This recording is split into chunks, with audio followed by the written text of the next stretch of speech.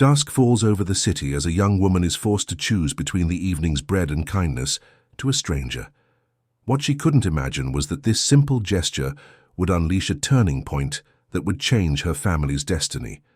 That night, compassion transforms into a miracle, and the past returns to settle a decades-old debt. Before listening to this incredible account, don't forget to subscribe to the channel for more moving stories. Dusk hung heavy over London, bringing with it that autumn chill that seemed to seep into one's bones. Helen waited at the bus stop, alone, clutching a crumpled plastic bag that held her mother's worn uniform. At 17, she already knew the weight of decisions no one should have to make at that age. She knew what it meant to choose between eating or paying the rent. She knew what it was like to watch her mother come home from work with a back so sore she could barely bend to take off her shoes. That day, Rose had been sent home early. Her employer, a woman with a shrill voice and cutting gaze, had no patience when the housekeeper asked for a break. The pain in her spine was unbearable, but that didn't matter. What mattered was that the marble floor shone like a mirror by the end of the day. Rose tried to continue, leaning on the broom, but her body simply wouldn't obey. Her employer dismissed her with a wave of her hand, as if shooing a fly, without finishing the job, without receiving full pay for the day. Helen's stomach churned when her mother told her, her eyes red with pain and humiliation. They knew exactly what that meant. The rent was already 5 days overdue. The landlord had warned. He wouldn't accept any more excuses. This time it would be different. This time he would carry out the eviction threat. In the pocket of her faded trousers, Helen felt the weight of the family's last £5. It was all they had until the end of the week. That money was meant to buy milk and bread that night, maybe a few eggs if a few pence were left over. Her mother had worked 12 hours for those £5, scrubbing floors on her knees, cleaning bathrooms, dusting furniture that cost more than they would earn in an entire year. The cold wind blew, and Helen adjusted her thin coat over her shoulders. Around her neck, her grandfather's military dog tags gently swayed. They were made of worn metal, with his name engraved in letters that time tried to erase, but which she knew by heart. Victor Alliance, a war veteran who had saved lives, who had come home with medals and scars, but who died forgotten by the country he swore to defend. The state sent no flowers to his funeral. It paid no pension to his widow. It did not remember his sacrifice when the family needed it, but Helen remembered. She always remembered. She wore those dog tags every day like a talisman, like a silent promise that kindness and courage still meant something in this world, even when everything around her said otherwise. The bus hadn't arrived yet, and the stop was almost empty. Only she and an elderly gentleman who seemed completely out of place there. He was sitting on the cracked wooden bench, his hands trembling slightly, his lost gaze fixed on some distant point only he could see. Helen observed him discreetly. The man was wearing expensive clothes, she could tell. The fabric of his coat was fine, probably pure wool, and his shoes, even dusty, were genuine leather. But something was wrong. His shirt had 2 buttons open, his tie was crooked, and his face bore an expression of deep confusion that made Helen's heart clench. He looked around, as if he had just realized where he was, and stood up unsteadily. His eyes scanned the ground, the nearby bins, the bench where he had been sitting. He was looking for something, that was obvious. His hands still trembled as he bent down with difficulty to look under the bench. Helen hesitated for a moment, but then approached. There was something in the man's fragility that struck a sensitive chord within her. Perhaps it was the memory of her grandfather in his last days, also lost, also confused. "Can I help you, sir?" The man raised his eyes, and she saw a mixture of relief and despair there. He had clear, almost transparent eyes, which contrasted with his time-wrinkled skin. "My bag," he said, his voice hoarse but polite.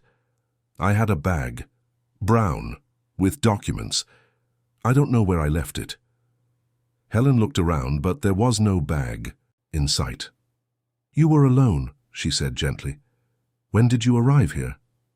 He blinked several times, as if the question was too difficult to process. "I don't know," he finally replied. "I went for a walk. I always walk in the afternoon. But today I strayed too far. I shouldn't have gone out alone."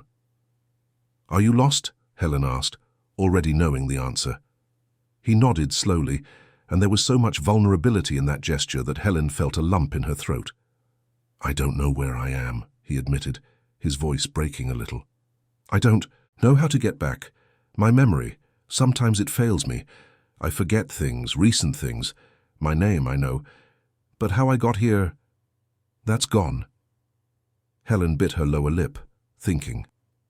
"Do you have a phone? Someone I can call?" He patted his pockets mechanically, as if the gesture was more a reflex than a conscious search. "No, I have nothing. No phone, no money. I need to get to Central Station. I can ask for help there. Someone will recognize me. Someone always recognizes me." The bus appeared in the distance, its diesel engine groaning up the potholed street. Helen looked at the man, then at the approaching bus, then at the plastic bag in her hand. A decision was forming in her mind, one of those decisions she knew would change the course of the night, perhaps the entire week. The bus stopped with a screech of brakes and the door opened. The driver, a middle-aged man with a permanently irritated expression, looked at them impatiently. The elderly man approached the door, swaying. "Please," he said, holding out his empty hands. "I'm lost. I need to get to the station. I don't have any money, right?" "Now, but I can't—" "No money, no ride," the driver cut in, his voice loud and harsh. "I've heard that story 1,000 times. Rules are rules. Pay or get off." The man took a step back, and Helen saw humiliation paint his face red. He lowered his head, his shoulders curving inward, as if trying to make himself smaller, invisible. Something inside Helen broke at that moment. Perhaps it was the memory of all the times her mother had been treated as less than human. Perhaps it was the image of her grandfather, who gave everything for his country, and was rewarded with indifference. Perhaps it was simply the certainty that if she left that man there alone and lost, she would be becoming part of the problem, part of this cruel machine that crushes the vulnerable. "Wait," Helen said, her voice firmer than she expected. "I'll pay." She climbed the bus steps, took the crumpled £5 from her pocket and handed them to the driver. "2 tickets, please." The driver took the money without saying anything, just pressed the machine's buttons and handed over 2 tickets. Helen turned and gestured for the man to come aboard. "Come, John," she said, offering her arm to help him. The man looked at her with an expression that mixed surprise, gratitude, and something Helen couldn't immediately identify. He accepted her arm and climbed slowly, each step a visible effort.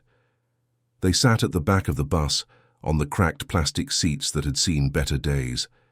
Helen held the plastic bag with her mother's uniform on her lap and looked out the dirty window, trying not to think about what she would do when she got home. No money, no food, her mother would ask, and she would have to explain. But when she looked at the man beside her, she saw that he was crying silently. Tears streamed down his wrinkled face, and he wiped them away with the back of his hand, ashamed. "Thank you," he whispered. "It's been a long time since someone was kind to me like this." Helen didn't know what to say, so she just nodded. The bus rattled through the potholed streets of the East End, and for a few minutes they remained in silence. Then the man spoke again, his voice a little steadier now. "What's your name?" "Helen." "A beautiful name. I'm Mark." "Nice to meet you, Mr. Mark," he smiled faintly. "Just Mark. No need for Mr." The bus continued its route, stopping occasionally to drop off and pick up passengers. Mark looked out the window attentively, as if trying to find some reference, some landmark that would bring back his memory. Then his eyes fell on Helen's neck, on the military dog tags that swayed gently with the movement of the vehicle. He leaned forward a little, frowning. "Those tags," he said. "They're military." "They were my grandfather's," Helen replied, instinctively reaching for the cold metal. "I served in the war." Mark extended his hand slowly. "May I see them?" Helen hesitated only a second before taking the chain from her neck and handing them to him. Mark held the dog tags with almost reverent care, bringing them closer to his eyes to read the engraved name. And then something extraordinary happened. The confusion in his eyes disappeared for a moment, replaced by something that looked like recognition, memory, pure emotion. Victor Alliance, he read aloud, and his voice trembled. He closed his eyes, pressing the dog tags against his chest. Victor Alliance. Did you know? My grandfather? Helen asked, leaning forward, her heart racing. Mark opened his eyes slowly, and there were fresh tears there. I did, he whispered. He saved my life. What? It was during a mission, Mark continued, the words coming out slowly, as if he was pulling each one from a deep well within himself. There was a fire. Everything was collapsing. I was trapped under debris, barely able to breathe. I thought I was going to die there. He paused, his eyes distant, reliving that memory. Then a soldier came back. Everyone else had evacuated, but he came back. He moved the debris, carried me out. He saved my life without hesitation, without thinking of his own safety. Helen felt tears burn her own eyes. She had never met anyone who had served with her grandfather. He died when she was very young, and stories were few, told by her grandmother in nostalgic whispers before she too passed away. He was a hero, Mark said, returning the dog tags to Helen with trembling hands. A true hero. And you have his kindness. I could feel it. The bus slowed down, approaching another stop. Helen looked out the window and recognized the area. They were a few blocks from her home. She had to quickly decide what to do. Mark, she said, you said you need to get to the station, but it's getting late and cold. Why don't you come with me? You can rest a bit, use our phone, and tomorrow morning we'll find a way for you to get home. Mark looked at her with those transparent eyes, and Helen saw the doubt there. He was a man from another era, polite, who probably didn't want to be a burden. I don't want to cause any trouble, he said. You won't, Helen lied, because she knew her mother would be worried, that there would be questions, that his presence would complicate an already difficult night. But she also knew she couldn't just leave him at the station, alone and confused, in the cold night. Please, she insisted. It would be an honor to host someone who was saved by my grandfather. And so, when the bus stopped, they got off together. Helen guided Mark through the familiar streets, past houses with grates on the windows, past dogs barking behind rusty gates, past children playing on the pavement, even in the cold. They arrived at a low 3-story building with peeling paint and visible cracks in the walls. Helen pushed the creaking iron gate and began to climb the external stairs. Mark followed her slowly, leaning on the loose handrail. On the second floor, Helen stopped in front of a wooden door with faded green paint. She searched for the key in her pocket and, before opening it, turned to Mark. It's not much, she said softly, but it's our home. And she opened the door. The apartment was small, very small. The door opened directly into a living room that also served as a kitchen, separated only by a low counter. There was an old sofa against the wall, a small television on a scratched wooden table, and a window with mended curtains that let in the dim, late afternoon light. Rose was sitting at the table, her head in her hands, when she heard the door open. She quickly raised her face, wiping her eyes with the back of her hand, trying to hide that she had been crying. But when she saw her daughter enter, followed by a stranger, her expression changed from sadness to confusion, and then to concern. Helen, she began, standing up slowly, one hand pressed against her back. Who is... Mum, this is Mark. He was lost at the bus stop. He needs help. Rose looked from her daughter to the elderly man, and Helen saw the calculation forming in her mother's mind. A stranger, in their home. On the day they were sent home early, on the day there was no money, on the day eviction approached like an inevitable storm. But then Rose saw the man's expensive clothes, saw the fragility in his posture, saw the kindness in her daughter's eyes, and her expression softened. Welcome, she said, her voice tired but polite. Please sit down. You must be exhausted. Mark accepted the invitation, sitting carefully on the sofa. Helen went to the kitchen and filled a glass of tap water, handing it to the man. He drank in small sips, grateful. Rose limped to the armchair and sat down with a sigh of relief. Helen noticed how her mother tried to hide the pain, but she knew every expression on that face. The lines around her eyes were deeper today, her shoulders more stooped, "Mum, you need to—" "Rest?" Helen said, approaching. "I'm fine," Rose lied, as she always did.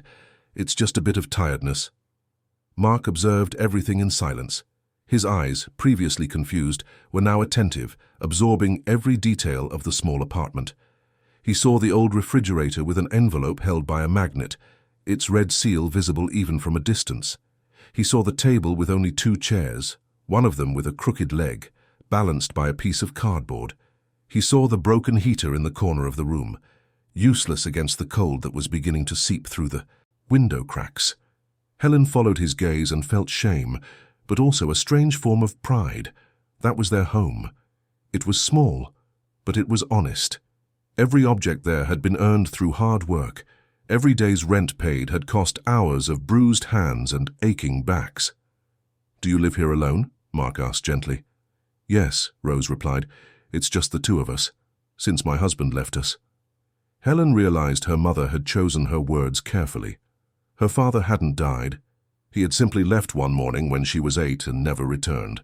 He left no money, no explanation, nothing but 2 women trying to survive in a world that had no pity for the weak. Mark nodded slowly. "And do you work?" he asked Rose. "I'm a housekeeper. Or I was. I don't know anymore." Rose's voice broke a little at the end, and Helen saw tears threatening to return. She went to her mother and placed a hand on her shoulder, a small gesture of comfort. "What happened?"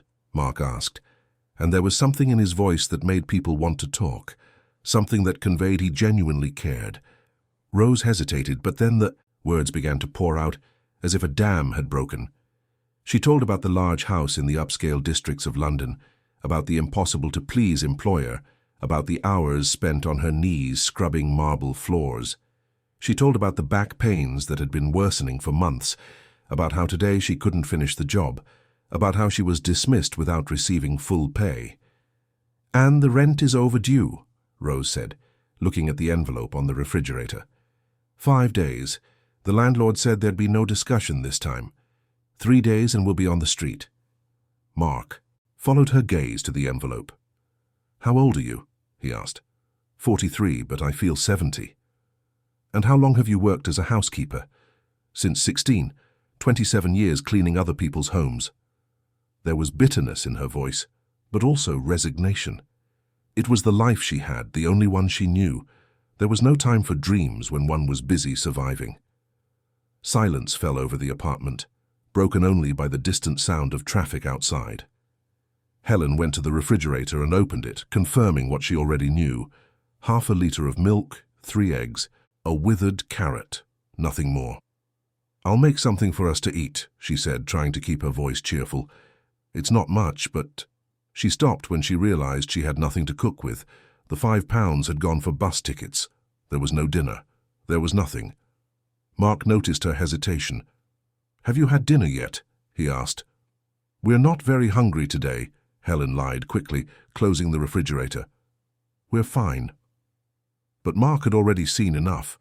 He slowly rose from the sofa, and Helen saw a change in his posture. The confusion was still there, the disorientation of someone who had lost recent memory, but there was something more now, a determination, a clarity of purpose. "May I use your phone?" he asked. "I need to make a call." Rose pointed to the old rotary phone on a small table in the corner of the room. Mark went over and stood for a moment, his fingers hovering over the dial. Helen saw the concentration on his face, as if he was digging deep into his memory for a number that should be there. Then, slowly, he began to dial. Each movement of the dial was deliberate, careful. He brought the receiver to his ear and waited. Seconds passed. Then a voice answered on the other end, inaudible to Helen and Rose, but clearly familiar to Mark. "It's me," Mark said, his voice suddenly different, firmer, more authoritative. "I need you to send a car now." And he gave the apartment's address with a precision that surprised Helen, considering that moments ago he barely knew where he was. The conversation was brief. Mark gave a few more instructions, his voice low but commanding, and then hung up. He turned to the 2 women who were looking at him with a mixture of confusion and apprehension. "What did you just do?" Rose asked, rising from the armchair with effort. I asked them to pick me up, Mark replied simply. My family must be worried. Helen felt a tightness in her chest. Of course he had a family. Of course he had people looking for him. And now they would come for him, and he would leave, and everything would return to normal. The cold apartment, the empty refrigerator, the eviction notice on the door. But before she could say anything, there was a knock at the door. 3 strong, authoritative knocks. Rose and Helen exchanged nervous glances. It was too early for Mark's car. Helen went to the door and opened it. On the other side was Aaron, the building manager. He was a middle-aged man with a prominent belly and a smile that never reached his eyes. He wore a dress shirt with sweat stains under the armpits and held a clipboard. Good evening, Rose, he said, completely ignoring Helen and entering the apartment uninvited. I've come personally to bring you some news. He placed the clipboard on the table and took out a paper, placing it right in the center for everyone to see. It was an official eviction notice with seals and signatures. 3 days, Aaron said, tapping his index finger on the paper. 3 days to gather your things and leave. I won't accept any more excuses this time. I've been patient enough. Rose closed her eyes, her hands trembling. Mr. Aaron, please, I'm looking for work. I just need 1 more week. A week? Aaron laughed, an unpleasant sound. You said that last month. And the month before. I'm not a bank, Rose. I can't keep carrying tenants who don't pay. Helen felt anger boil within her. My mother always paid. She always worked. She's sick now, but she'll get better. We'll get the money. Aaron turned to her with an expression of disdain. Girl, you don't understand how the world works. I don't have time for sad stories. 3 days, end of discussion. He turned to leave, but then noticed Mark for the first time. The elderly man was standing by the window, observing everything in silence, but there was something in his eyes that made Aaron hesitate. Who's that? The manager asked, pointing with his chin. A guest, Rose replied quickly. It's none of your business. Aaron shrugged. Whatever. Anyway, in 3 days no one else will be here. I hope you have somewhere to go. The streets are cold this time of year. There was something cruel in the way he said that, a petty satisfaction that made Helen want to scream. But she restrained herself, biting her lip so hard she tasted blood. Aaron left, closing the door forcefully behind him. The silence that remained was heavy, suffocating. Rose sat down again, her hands covering her face, her shoulders trembling with silent sobs. Helen went to her mother and knelt beside her, hugging her. It'll be okay, Mum, we'll figure it out, we always do. But for the first time in her life, Helen wasn't sure she believed her own words. Mark remained standing by the window, but his face had hardened. He had seen everything, heard everything, and something within him, something that confusion and memory loss had failed to erase, was awakening. Who owns this building? He asked suddenly. Rose raised her face, wiping away her tears. An investment group, I don't know the full name, Aaron manages everything. And that employer of yours, the house where you work, who owns it? Rose frowned, confused by the questions. A businessman, rich. I don't know much about him. His wife is in charge of everything. Mark nodded slowly, as if assembling a puzzle in his mind. Then he looked out the window and saw lights approaching below. Cars. Several cars. They're here, he said simply. Helen went to the window and looked down. 3 black cars, large and gleaming, had stopped in front of the building. They were the kind of cars she only saw on television or passing along London's main avenue. Men in suits got out, looking around with serious expressions. Who are these people? Helen whispered, her heart racing. Mark turned to her, and for the first time his eyes were completely clear. The confusion had vanished, replaced by a sharp lucidity. My team, he said. And then, with a voice that carried weight and authority, I want both of you to come with me. Where to? Rose asked, rising from the armchair, alarmed. To my home. You will stay there tonight. And tomorrow, we will start solving some problems. We can't, Rose protested. We don't know you, we can't just… Rose, Mark interrupted her, and there was so much kindness in his voice that she stopped speaking. Your daughter helped me when I was lost. She spent the last pounds you had to give me a bus ticket. She brought me to your home when I had nowhere to go. And then I discovered she wears the dog tags of a man who saved my life decades ago. Do you really think I'm going to leave you here in this cold without food awaiting eviction? He took the red envelope from the refrigerator and tore it in half, letting the pieces fall to the floor.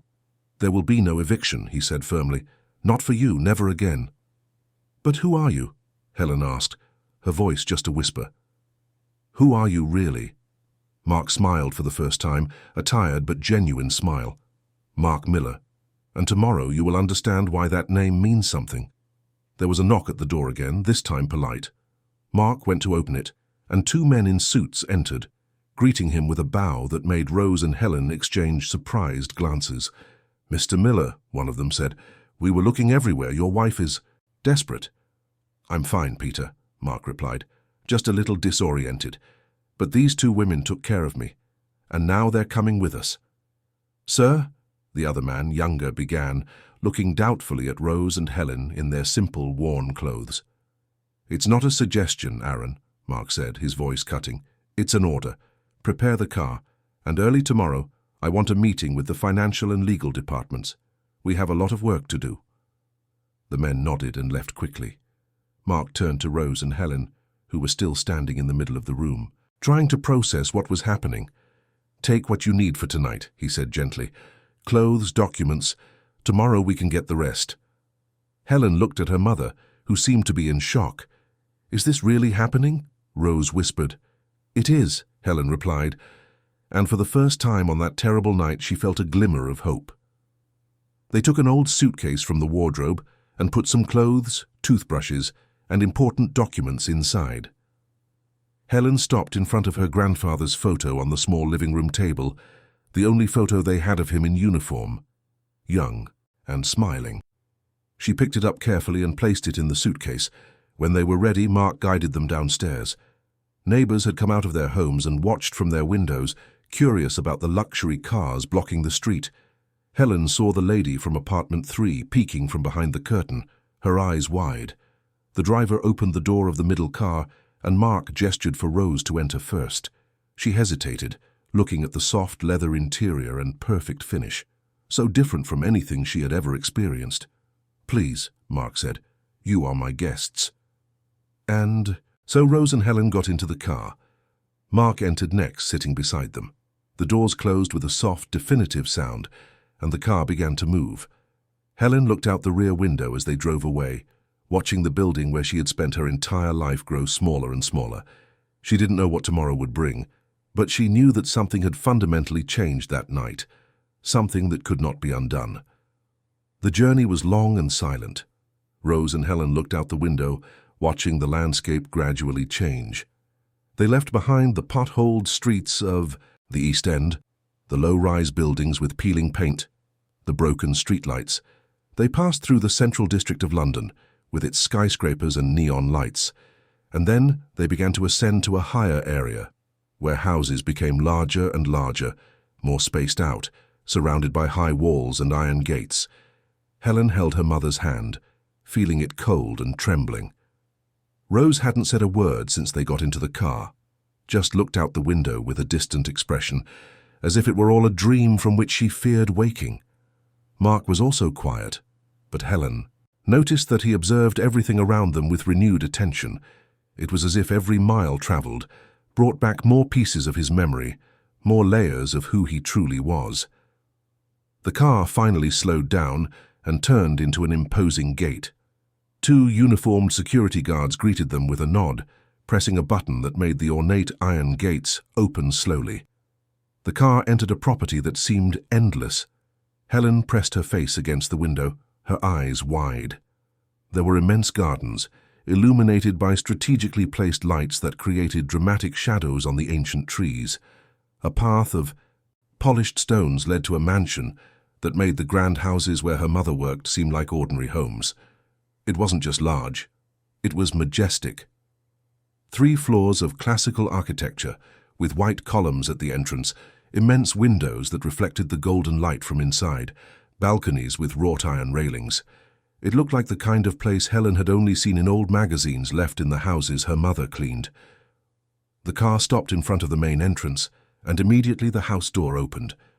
A woman came rushing out, descending the marble steps with an agility that belied her age. She must have been around 60, with grey hair pulled back in an elegant bun, wearing a fine wool suit that probably cost more than Rose earned in a year. "Mark!" she cried, and there was relief and anger in her voice in equal measure. "Where were you? We called the police, the hospitals, everyone was looking for you." Mark got out of the car slowly, and the woman hugged him so tightly that he stumbled a little. "I'm sorry, Clara," he said, his voice soft. "I got lost. I went for a walk and simply got lost." Clara pulled him away, holding his face in her hands, her eyes scanning every inch of him as if checking for injuries. "Are you all right? Are you hurt?" "I'm fine, thanks to these two people."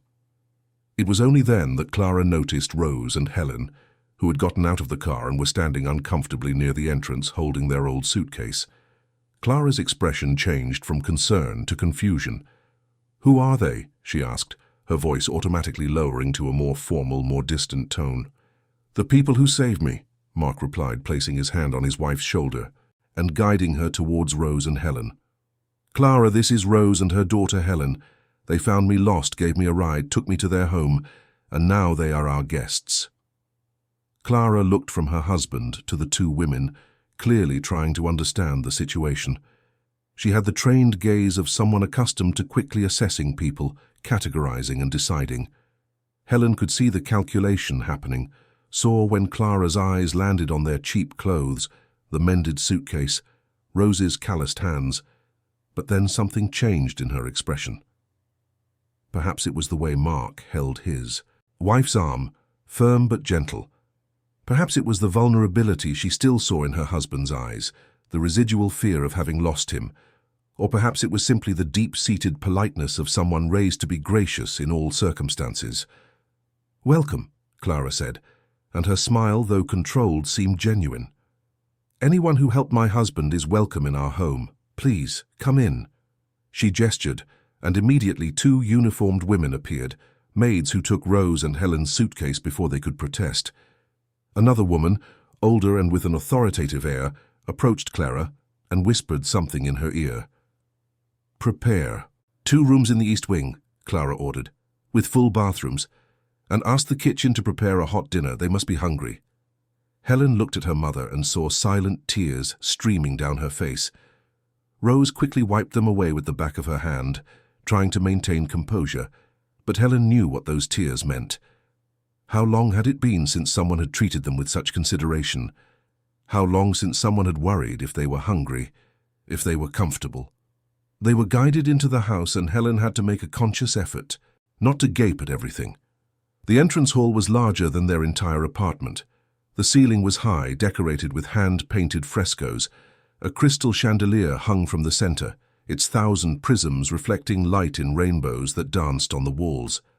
The floor was polished marble, so shiny that Helen could see her reflection in it.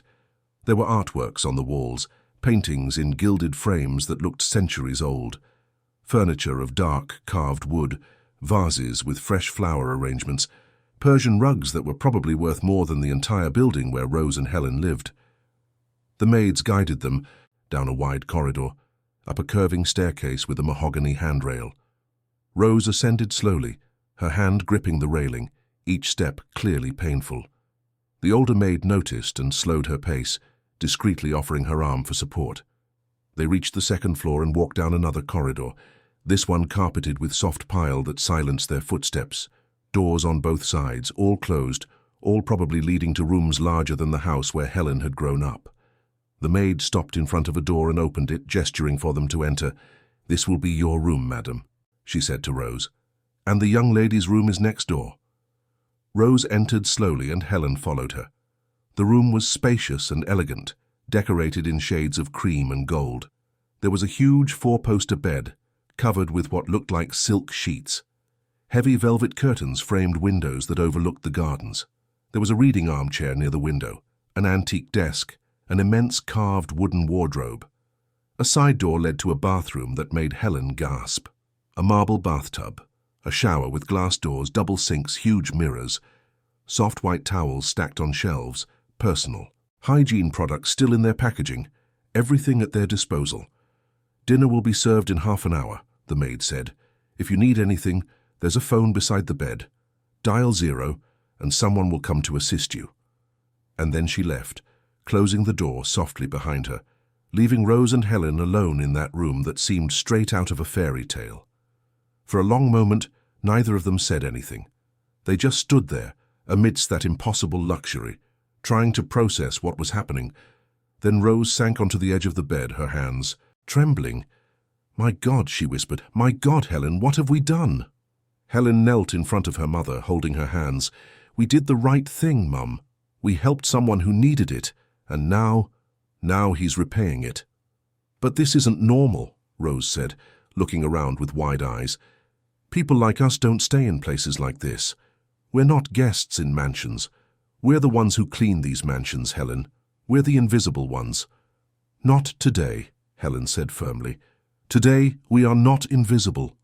Someone knocked lightly on the door, and a young maid entered carrying a simple but elegant dress over her arm. "Mrs. Clara thought you might like to change before dinner," she said timidly. "She sent these pieces. If they don't fit, we can adjust them." She placed the dresses on the bed and quickly left. Rose picked one up and held it against her body. It was made of a soft fabric, fine linen in a gentle blue shade. Simple, but clearly expensive. The tag was still attached, with a price that made Rose gasp. "I can't wear this," she said, putting the dress back on the bed as if it burned her. "It's so expensive. What if I ruin it?" "Mum," Helen said, picking up the dress and placing it back in her mother's hands. "They offered. It would be rude to refuse. Let's get changed, wash our faces, and go down for dinner. And let's try to enjoy this night, because tomorrow we'll return to reality." But Helen was wrong, very wrong, because that night was not a temporary break from reality. It was the beginning of a completely new reality. 40 minutes later, Rose and Helen descended the stairs, clean and wearing their new clothes. The dress fit Rose perfectly, softening the years of hard labor that marked her body. Helen wore a simpler dress in a moss-green shade that made her eyes sparkle. They were guided to a formal dining room with a long table that could easily seat 20 people. But only 4 places were set, all at one end of the table, creating a more intimate atmosphere. Mark and Clara were already there. Mark had changed and looked completely different from the lost and confused man at the bus stop. He wore dress trousers and a white linen shirt, his hair combed back, his posture erect. His eyes, once hazy, now had a sharp clarity. Clara was sitting beside him, wearing an elegant wine-colored dress. Her hair was loose now, falling in soft waves over her shoulders. She smiled when she saw Rose and Helen enter. "Come, sit down," Mark said, standing up and pulling out chairs for them. "You must be starving." And indeed they were. Helen couldn't remember the last time she had eaten a full meal. Breakfast had been dry bread with butter, lunch, nothing, and dinner would have been nothing too if not for the impossible turn her life had taken. Dinner was brought by 2 silent staff members. Pumpkin soup to start, creamy and perfectly seasoned, then a main course of roasted chicken with grilled vegetables and wild rice, and finally a lemon tart dessert that melted in the mouth. Rose ate slowly, almost reverently, as if each mouthful was something precious she needed to savor. Helen noticed that her mother's hands no longer trembled, that her shoulders were more relaxed. The warm and abundant food was working miracles. During dinner, Clara asked polite questions about their lives, and Helen noticed that she was genuinely interested. It wasn't the kind of condescending curiosity Helen sometimes saw in rich people when they spoke to the poor. It was real human interest. Mark also asked questions, but his were more specific, more directed. He wanted to know about the apartment, about the landlord, about Rose's employer. He wanted names, addresses, details. "And why do you want to know all this?" Rose asked finally, putting down her fork. "With all due respect, Mr. Mark, I don't understand why you're so interested in our lives." Mark exchanged a look with Clara, and something passed between them, a silent communication that came from decades of marriage. Then he turned to Rose and Helen. "Let me tell you a story," he began, his voice softening. "When I was young, I served in the armed forces. I was on a mission when everything went wrong. There was a fire, explosions, complete chaos. I was trapped under debris, barely able to breathe. I thought I was going to die there." He paused, his eyes distant, reliving that memory. Then a soldier came back.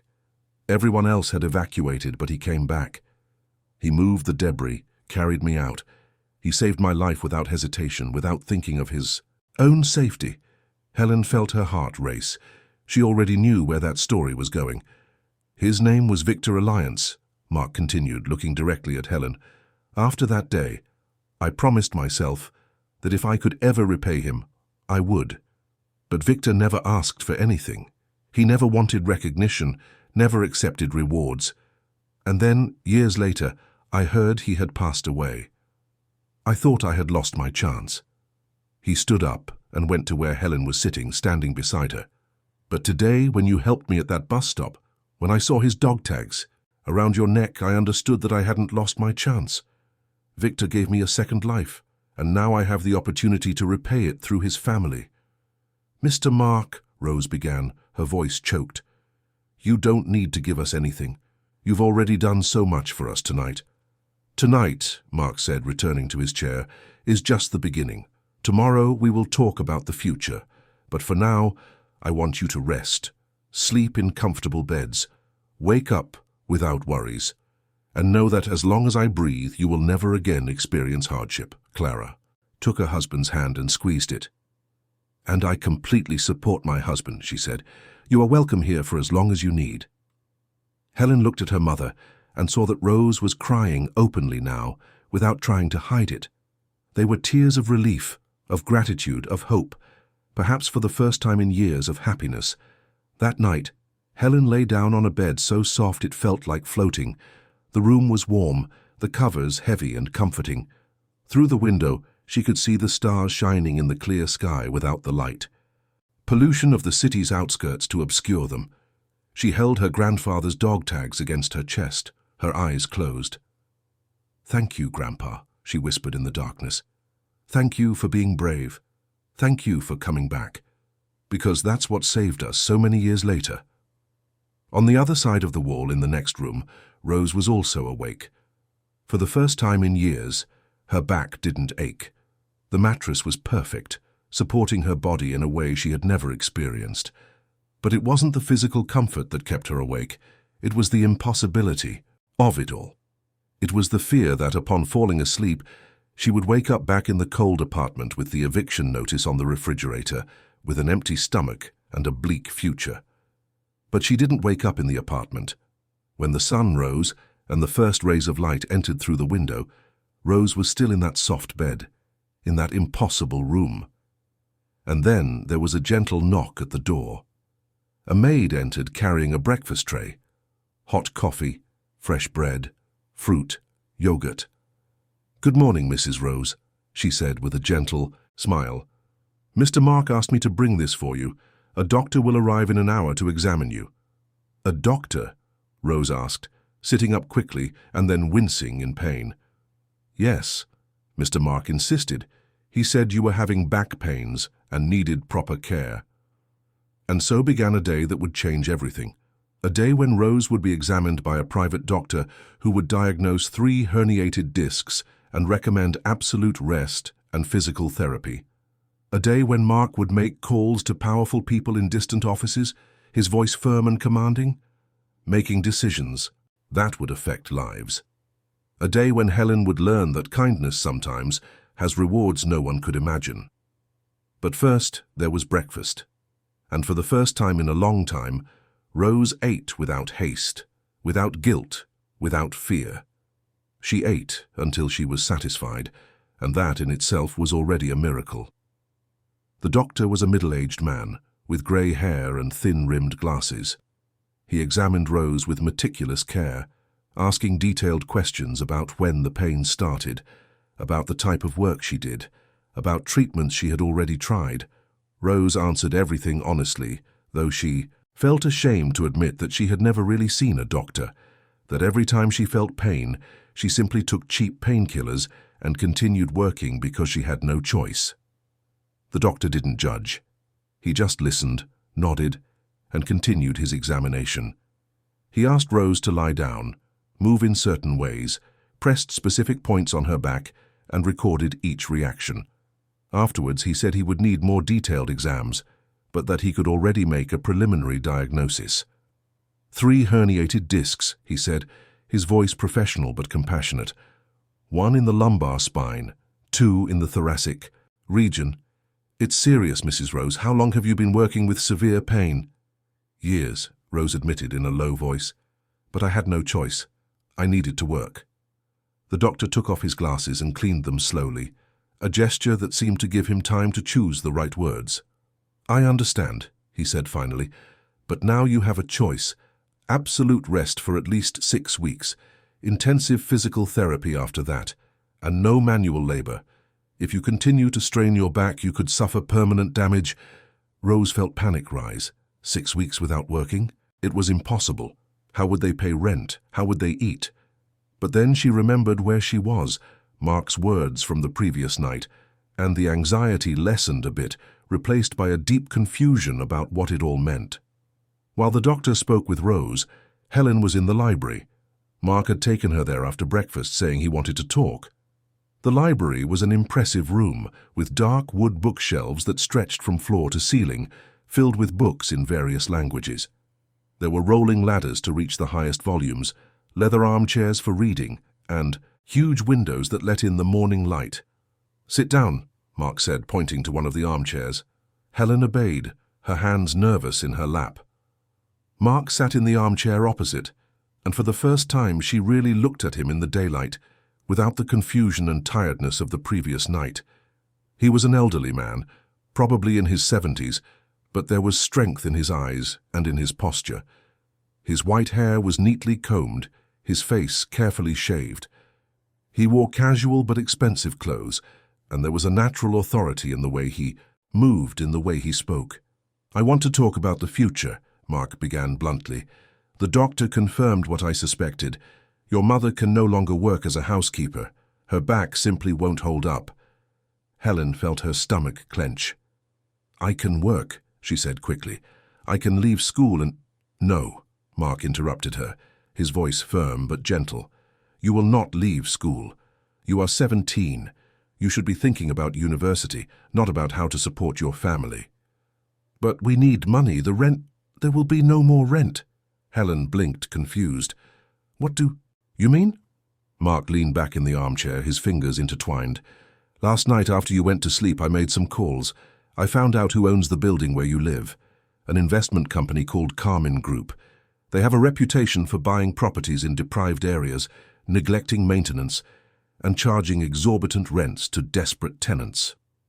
Helen knew that reality well. The building where they lived was always breaking down. The heater never worked. There were leaks, cracks, electrical problems, but the rent only ever went up. This morning, Mark continued, I bought the Carmine Group. Helen was sure she had misheard. Excuse me. I bought the company, the entire portfolio of properties, including the building where you live, and the first thing I'm going to do is fire that Aaron for mismanagement and harassment. After that, we're going to completely renovate the building. New heating, new wiring, paint, everything, and rents will be adjusted to fair values. But why? Helen asked, her mind struggling to process the magnitude of what he was saying. Why would you do that? Because of a debt I've had for decades and because I can. Helen, do you know what I do? Helen shook her head. I am the chairman of a financial and industrial conglomerate. Banks, construction companies, technology firms. My family built this empire over 3 generations. I have more money than I could spend in 10 lifetimes. And do you know what I realized yesterday when I was lost at that bus stop? He leaned forward, his eyes fixed on hers. I realized I had become invisible. People walked past me without seeing me. I was confused, scared, clearly in need of help, and no one stopped. No one cared, except you. A 17-year-old girl who had only £5 in her pocket, money your family desperately needed, and you used it to help a stranger. Helen felt tears burn her eyes. She couldn't just leave the man there. I know. And that's why I'm here, Helen. That's why I'm alive to have this conversation. Because decades ago, your grandfather couldn't just leave me there either. He came back. In the midst of fire, of danger, he came back. And he saved my life. Mark stood up and went to the window, looking out at the gardens. After I left the army, I used my family's money to build an empire. I made fortunes. But somewhere along the way, I forgot what truly matters. I forgot that everything I have, everything I've built, only exists because a man had the courage to come back. And yesterday, his granddaughter reminded me of that. He turned to Helen, and there was determination on his face. Your mother will no longer work as a housekeeper. I will offer her a position as a property manager. She will oversee the maintenance and cleaning team for all my properties. It's not manual labor. It's administrative, £85,000 a year to start, with full benefits, health insurance, pension, everything. Helen couldn't breathe. 85,000. It was more than her mother would earn in 4 years cleaning houses. And you will live here, Mark continued. We have a smaller house at the back of the property, originally built for the caretakers. 3 bedrooms, full kitchen, living room, 2 bathrooms. It's yours. We can't accept this, Helen whispered. It's too much. It's the least, Mark interrupted her. It's less than I owe. Helen, your mother worked 30 years breaking her back for people who didn't even know her name. She deserves dignity. She deserves rest. She deserves a chance to live, not just survive. Someone knocked at the library door and Clara entered. She smiled when she saw Helen, but there was a seriousness in her eyes.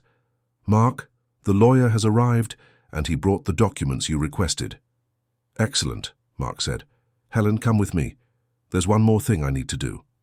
They went to Mark's office, an impressive room with a huge mahogany desk and walls lined with diplomas and certificates. A younger man, perhaps in his 40s, was waiting with a leather briefcase. This is Luke, my personal lawyer, Mark made the introductions. Luke, did you bring the papers? Yes, sir.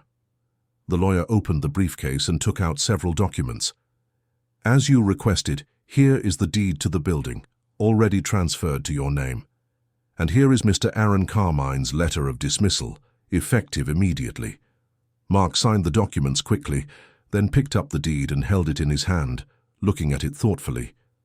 Helen, he said, do you know the address of the house where your mother worked? The cruel employer's house? Helen nodded, confused about where this was going. Give the address to Luke. I want to know who owns that property. Luke wrote down the address Helen provided and made a few quick calls. 5 minutes later, he had the information. The property belongs to a businessman named Victor Ollins, CEO of an import company. And interestingly, the house is mortgaged at one of your banks, Mr. Miller. Mark smiled, but there was no humor in that smile. Is that so? How much does he owe? £300,000 with 3 months of overdue payments. Perfect.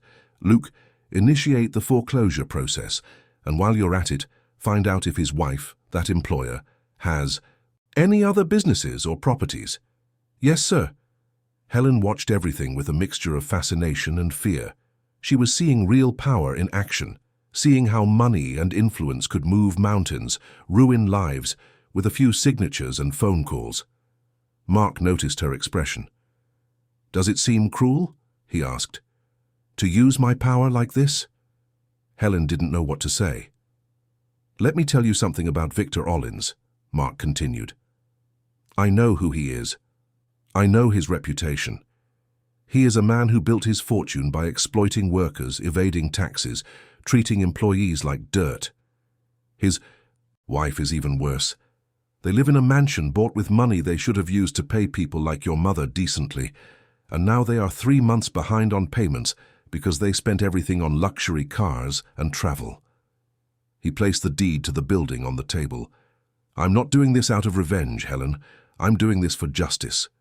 People like them count on the idea that people like you and your mother will never have the power to fight back. Well, today you do. Through me. That afternoon, while Rose rested after her doctor's appointment, Helen walked through the property's gardens with Clara. Mark's wife had offered to show her around, and Helen accepted, grateful for the chance to process everything that had happened. The gardens were vast and meticulously maintained. There were stone paths that meandered among flower beds, fountains with crystal-clear water, ancient trees that provided shade. At the back of the property, almost hidden by a cherry orchard, there was a smaller 2-story house with wide windows and a welcoming veranda. This is the caretaker's house, Clara explained. It had been empty for years.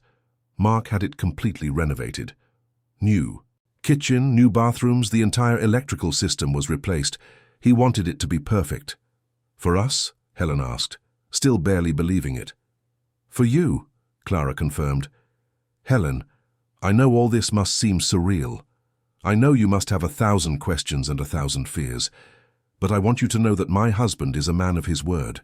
When he makes a promise, he keeps it. They sat on a stone bench near a fountain. Clara was quiet for a moment, just watching the water. Mark and I have been married for 42 years, she said, finally. We've had a good life. 3 children, all grown now with their own families, but Mark always carried this burden, this debt he felt he owed to your grandfather. Helen listened in silence. He donated to veterans' charities, Clara continued. He funded memorials. He helped hundreds of soldiers' families. But it was never enough, because it wasn't about money. It was about a life. Victor Alliance gave him a second chance, and Mark spent decades wondering how he could repay it. And now he has the chance, Clara nodded. And it's not just about repayment, Helen. Yesterday, when he got lost, something happened. He has episodes like that sometimes. His memory fails him. It's frightening for him, for me.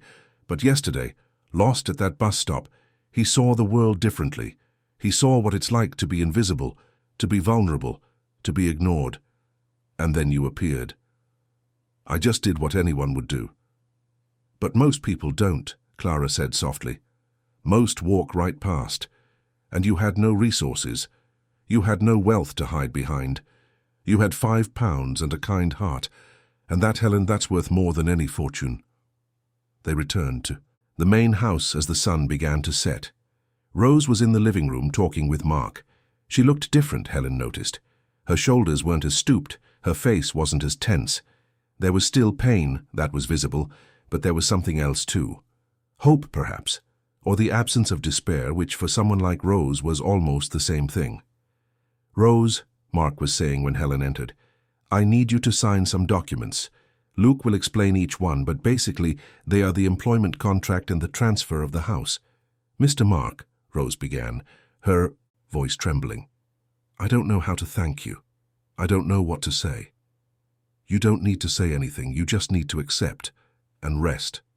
When you're recovered, we'll talk about your responsibilities. But for now, focus on getting well. Luke appeared with the documents, and Rose signed each one with trembling hands, Helen beside her reading every line, making sure she understood everything. It was real. It was legal. It was permanent. When they finished, Mark handed Rose a copy of the deed to the building where they lived. Technically, he said with a small smile, you now work for me, and one of your responsibilities will be to supervise the renovation of this building. You know every problem it has, every flaw. I want you to work with the engineers and architects to ensure it's done right. Rose looked at the deed, then at Mark, and then simply began to cry. They weren't delicate tears. They were deep sobs that came from years of accumulated pain, of fear, of humiliation, of unrecognized labor, and now, finally, of relief.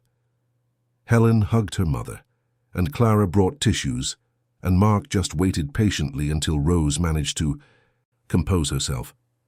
I'm sorry, Rose said, wiping her face. I didn't expect kindness. I didn't expect justice. I spent so long just trying to survive that I forgot good things could happen too. Well, Mark said, now you'll remember, every day. That night, Helen and Rose dined again with Mark and Clara, but this time the conversation was lighter, more natural. They spoke about the past, about her grandfather Victor and his stories, about the dreams Rose had long abandoned. She had wanted to be a teacher once, she admitted timidly, but she got pregnant young, her husband left, and survival took precedence over dreams. It's never too late, Clara said. Perhaps when you're better you can resume your studies. We have resources. We can help. And Helen, Mark said, turning to her, what do you want to do after school? Helen hesitated. She had never really thought beyond surviving the next day. I don't know, she admitted. I always liked to draw, to create things, but I never thought it was possible to do that as a career. Architecture? Clara suggested. Design? Perhaps, Helen said, and for the first time in her life, she allowed herself to imagine a future that was not just a repetition of the past.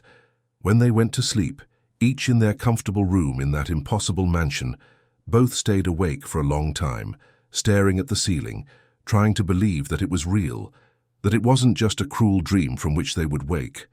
But the sun rose again and they were still there. And so began the work of transforming that improbable chance into a real life, with all the challenges and joys that would come.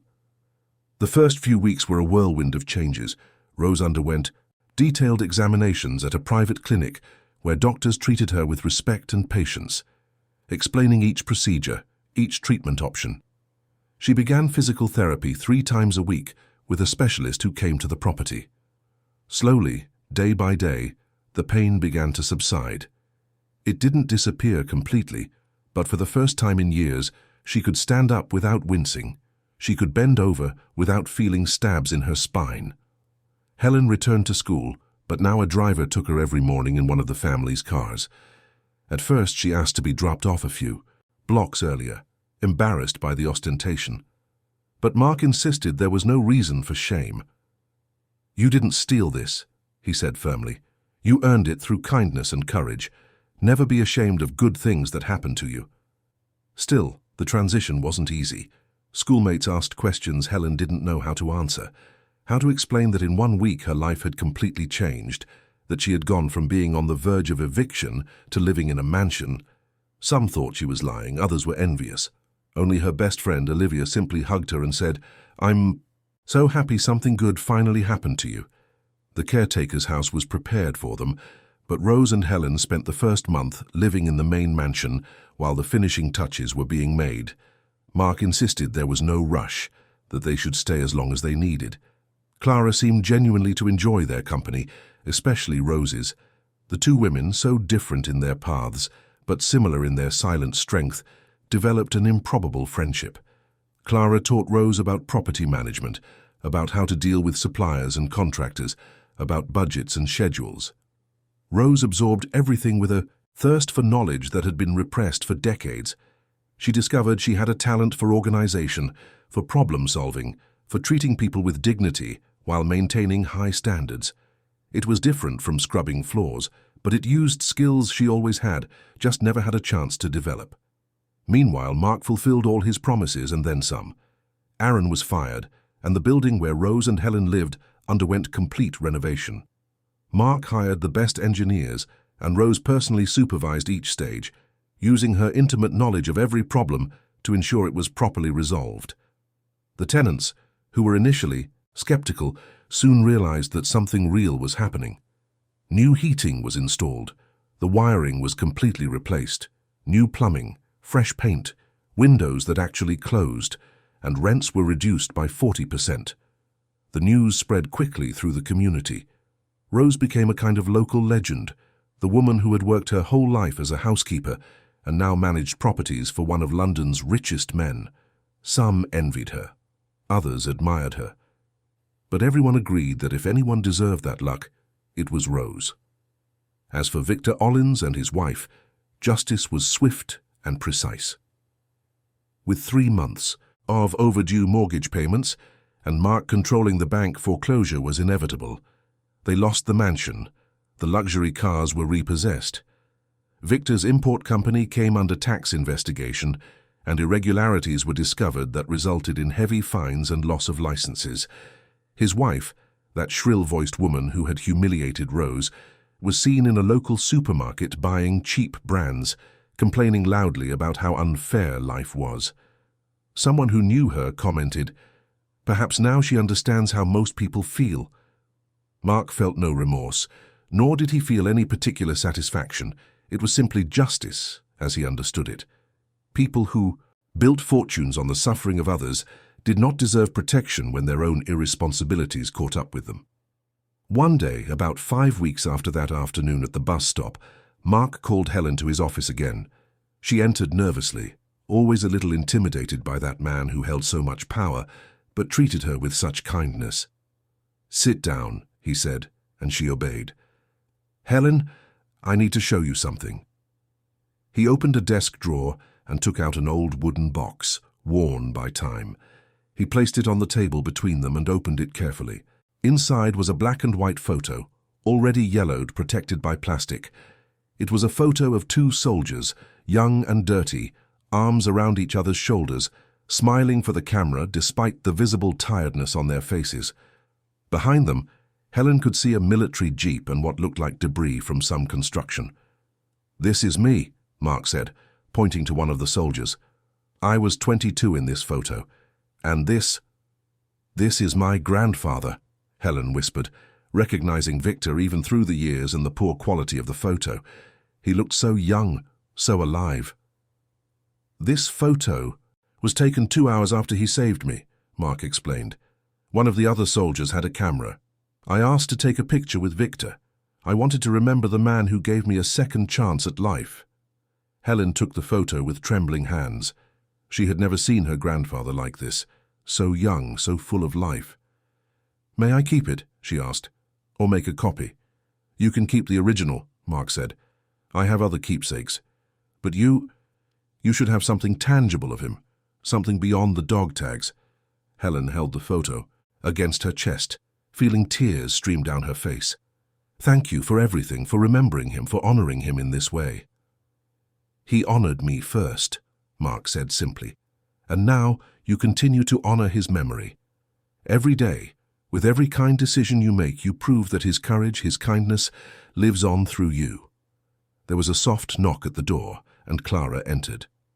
"Mark, Rose is here. She wants to speak with you." Rose entered right behind her, walking without a limp for the first time Helen could remember. The physical therapy was working, and so was the rest, the proper food, the absence of constant stress. She looked years younger, her face less tense, her shoulders straight. "Mr. Mark," Rose began, then stopped and corrected herself. "Mark, I need to tell you something." He gestured for her to sit down. Rose looked at Helen, then back at Mark, clearly nervous. "I went to the building today to check on the renovation progress. And while I was there, a woman approached me, one of the tenants. She said her son is looking for work. He's 16, dropped out of school to help his family, and I thought maybe we could help." "How?"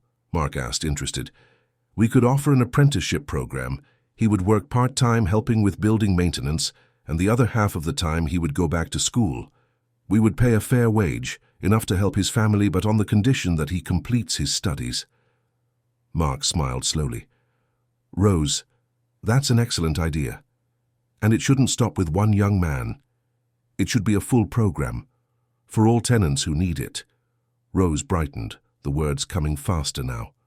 "Exactly. We can offer scholarships, vocational training, programs, help with childcare for single mothers who want to return to work. Transform that building not just physically, but create a real community where people have opportunities." Clara, who had been standing near the door, applauded softly. "Rose, you found your calling." And indeed she had. In the following weeks, Rose worked tirelessly developing the program. Mark provided the financial resources and connections, but the vision was all hers. She knew that community. She knew its needs, its dreams, its fears. She knew exactly what would make a difference. Helen saw her mother flourish in ways she never imagined possible. Rose, who for so many years had been invisible, now was creating something that would make a real difference in the lives of dozens of people. And she did it with a competence and passion that surprised even Mark, who had learned to expect excellence in everything. The caretaker's house was ready, and they finally moved in. It was a strange feeling to have so much space, to have rooms that were just theirs, to have a kitchen where they could cook whatever they wanted, whenever they wanted. On their first night there, Rose made their favorite dinner: rice, beans, and simple chicken. They ate at the new table on new plates, but the food tasted like home. "Are we really here?" Rose asked, looking around the bright, cozy kitchen. "Is this really our life now?" "Yes," Helen confirmed, "and we deserve it. Finally, we deserve something good." But not everything was easy. Helen struggled with guilt sometimes, Guilt for having so much when her school friends had so little. Guilt for eating well when she knew families in her old neighborhood went hungry. She talked about it with Mark one evening after dinner. They were sitting on the veranda of the main house, drinking tea, watching the stars. "It's normal to feel that way," Mark said when she finished speaking. "I felt that way too when I was young. I came from a wealthy family, had everything, while my fellow soldiers came from poverty, from struggle. Guilt consumed me." "And how did you deal with it?" "I realized that guilt without action is useless. If you feel bad for having, but do nothing to help those who don't, then guilt is just self-indulgence. But if you use what you have, your position, your resources, to make a difference, then guilt transforms into purpose." Helen thought about that. "How can I make a difference? I'm 17. "Exactly. You're 17. You have your whole life ahead of you. Study, learn, grow. And when you have knowledge and skills, use them to build, to help, to create opportunities for others. Your mother is doing that now. You can do that in the future, in your own way." That conversation stayed with Helen. She began to think seriously about the future, about what she wanted to do. She remembered how she had told Mark she liked to draw, to create. She started, drawing more, sketching designs for houses, for spaces. Clara saw some of her drawings and was impressed. "These are good, Helen, really good. Have you ever thought about architecture?" "I don't have money for university," Helen replied automatically, then stopped. Or did she? Her life had changed so much that she no longer knew what her limitations were. As if reading her thoughts, Clara said, "Mark and I would like to pay for your studies. When you finish school, if you want to go to university, whether it's architecture or anything else, we will cover the costs." Helen felt tears burn. "Why? Why do so much for me?" "Because we can, and because you deserve it, and frankly, because it will be a good investment. When you graduate and start creating incredible designs, I'll want to hire you to redesign some of our buildings." They laughed, but there was truth beneath the humor. The future, which had always seemed like a blank wall impossible to climb, now opened up like a field of infinite possibilities. 3 months after that afternoon at the bus stop, Mark organized a special dinner. It wasn't just the family, Rose and Helen, he had invited. All the tenants from the building Rose managed, about 20 people. Some arrived timidly, suspicious of the rich man who had bought their building, but Rose was there, and they trusted Rose. Dinner was served in the mansion's grand hall, tables arranged in a U-shape so everyone could see each other. The food was simple but abundant, chosen to please everyone. And then, when everyone had eaten, Mark stood up. "I want to thank you all for coming," he began. "I know some of you are still skeptical about my intentions. It's understandable. You've seen landlords come and go, promises made and broken. But I'm here to tell you that I'm not just a landlord, I'm a member of your community now. And my commitment isn't just to renovate a building, it's to create opportunities." He spoke about the program Rose had developed, about the scholarships, the vocational training, the childcare support. He spoke about how everyone there had potential, had dreams that deserved a chance to come true.